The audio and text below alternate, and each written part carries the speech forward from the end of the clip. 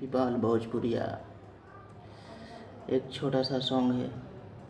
आप लोगों को मैं लाइव सुनाऊंगा। कुछ लोगों ने बोलते हैं कि आवाज़ में कुछ डिफरेंस लगता है। मैं सोचा ठीक है, रियल सुनाया जाए। तो ये सॉन्ग है बेवफाई, एक मुखड़ा एक अंतरा। छोड़ी के गैलू दिले तोड़ी के गैलू काहे कैलू तू हमसे बेवफाई हो।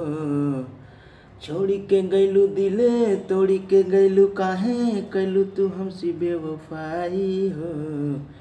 तोरा बिना हम जी के करब का जहर पिया के दमुआई हो। छोड़ी के गैलू दिले तोड़ी के गैलू काहे कैलू तू हमसे बेवफाई हो। तोरा बिना हम जी के करब का जहर पिया के मुआई हो। काहे के फोटो मोरा जारा तारू जीते जी चित्त तू जलावा तारू। मरला के बाद हो आई हम याद हो अब से काहे तर पावा तारू।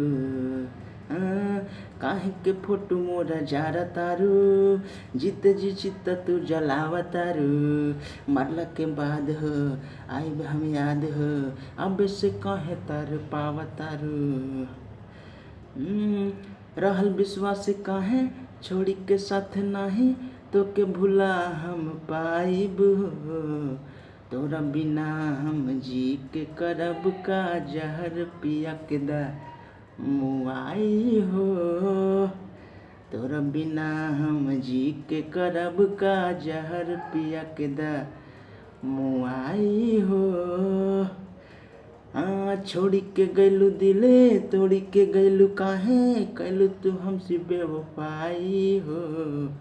तोरा बिना हम जी के करब का जहर पिया के मुआई हो।